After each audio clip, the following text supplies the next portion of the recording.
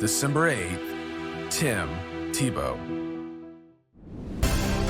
Welcome to 365 Christian Men, where every day we aim to inspire and encourage with real-life stories about men. As a quarterback for the University of Florida, on this date in 2007, Tim won the Heisman Trophy, the first sophomore to ever earn that honor. He also won 2 national championships and went on to the NFL. Then he switched to baseball and signed on with a Double-A minor league team. He used his football savings to upgrade the team's meals and buy equipment for them. The next season, he was called to the New York Jets. He founded the Tim Tebow Foundation and started a movement that has swept the nation. It's called A Night to Shine, an extravaganza for people with special needs supported by local churches. Churches staff the place with trainers, hairdressers, makeup people, and escorts. They dress and polish the guests of honor and treat them to an evening prom with all the trimmings. Tim said, "Being outspoken about my faith isn't just something that I do, it's who I am, because my faith isn't just a little piece of my life, it is my life." Sometimes the best way to stand up for what you believe is to kneel. Tim Tebow is passionate about playing football and baseball. He was the quarterback for the Florida Gators. He led his college team to win 2 division championships. He went on to win the Heisman Trophy, and then he went on to play professional football with the Denver Broncos, as well as 3 other NFL teams. But before all that, Tebow was a high school sophomore who loved Jesus. The scent of crisp autumn air mixed with popcorn and tangible excitement. Fans in green and white filled the bleachers.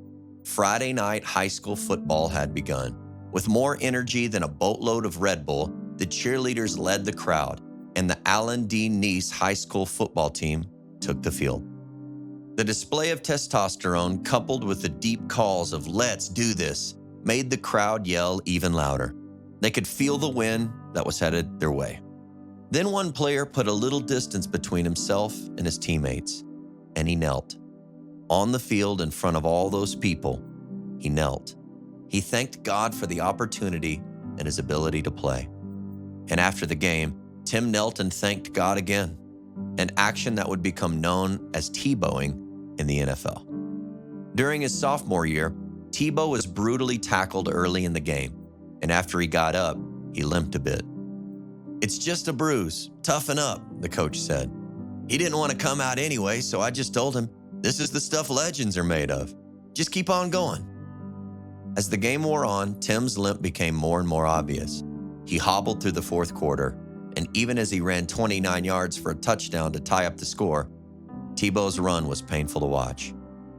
By the end of the game, Tebow could hardly stand, but he managed to kneel after the game and thank God for the opportunity and his ability to play.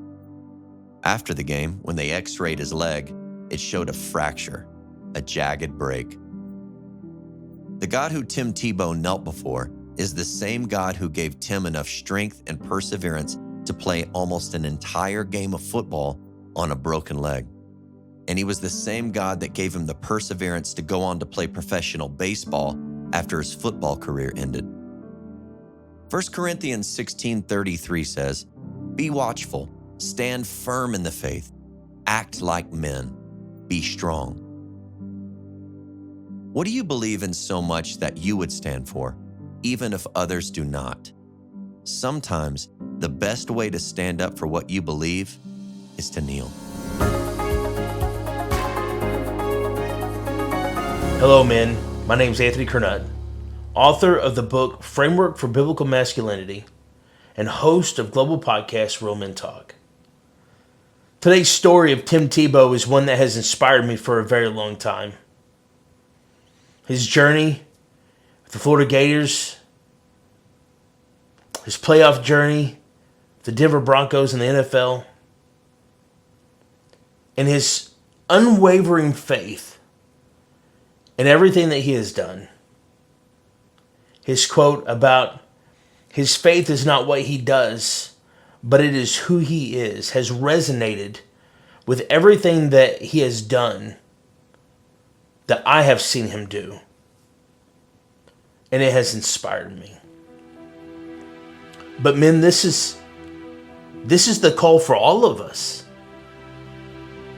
This is the call for every husband, every father, every leader. Our faith should not be what we do. Our faith should be who we are. Men, I want to challenge you today to stand for your faith, even in the face of opposition. As I've seen Tim Tebow do many of times, men, we are called to stand firm in our faith and act like men. We're called to be courageous. We're called to be bold. And it's not just who we are, it is what we do. Men, I want to challenge you today to make it an effort to be intentional about your faith. Not just in church, not just when it's convenient, but always. In your marriage, in your fatherhood,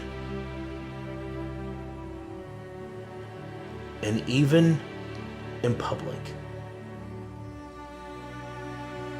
Men, take a stand. Don't let your faith be what you do. Let it be who you are.